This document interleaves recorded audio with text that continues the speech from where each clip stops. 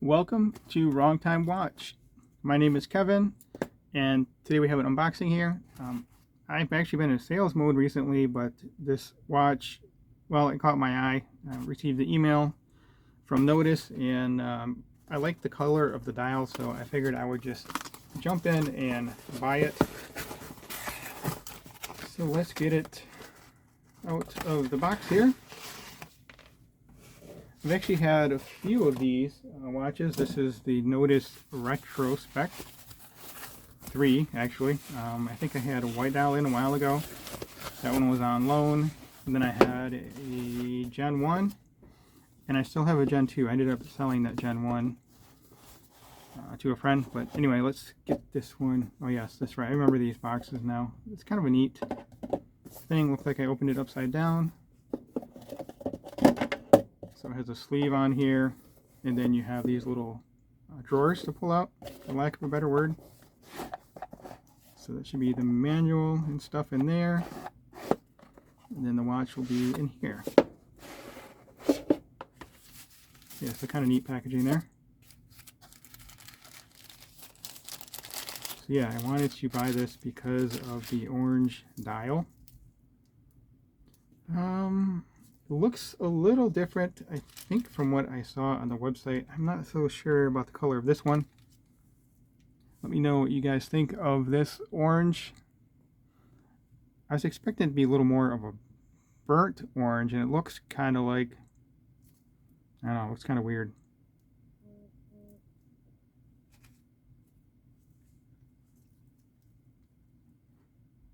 Oh yes, this has a new clasp as well. I think the other ones didn't have this clasp. So dual pusher, done a little bit differently than what I've seen from other brands. I don't have an example here, but usually the other ones have a piece of metal sticking out that you push in, and this here, the pushers are kind of flush with the side of the case. So that's the neat design. And also this has a toolless micro adjust, which is really nice from a micro brand. I wish some other watch companies would do this as well. Maybe not quite like this. I don't know if I care for how that looks. That does look a little weird. So I guess the way to get around that is to have a longer clasp. It's kind of like what Zelos and Christopher Ward have. They have a similar type system, but the clasp is longer, so you don't see this little piece of metal just hanging out there. It's kind of flimsy-ish looking.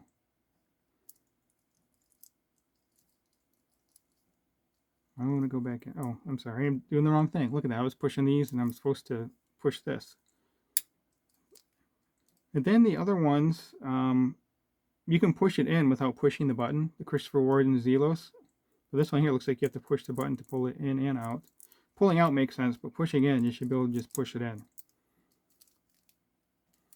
Then you have the quick release on the bracelet here.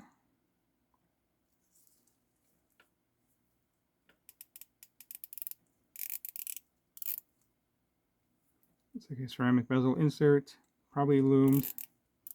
And this, of course, is a sandwich dial.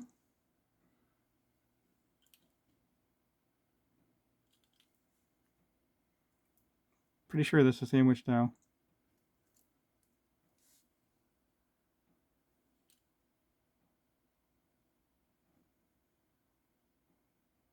Interesting. Also, another neat thing is that the date window is loomed as well, so that's pretty cool.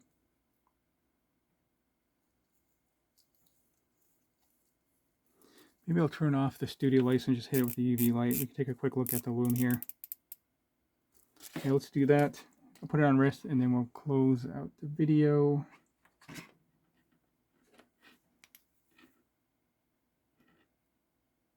So yeah, I loomed the bezel, and then the indices, of course, are loomed. The bezel is a bluish tint, and then the indices and the date window in the hands are a greenish tint color. Okay, let's turn the lights back on, and then we'll get this on wrist and close out the video. If you haven't subscribed yet, please hit that subscribe button. I really appreciate it, and it really does help me out here with the channel.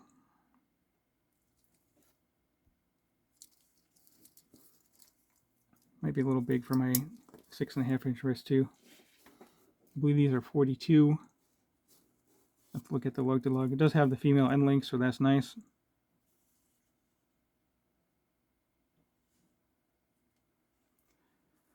Well, that will conclude this video. As always, thank you for your time and thank you for watching.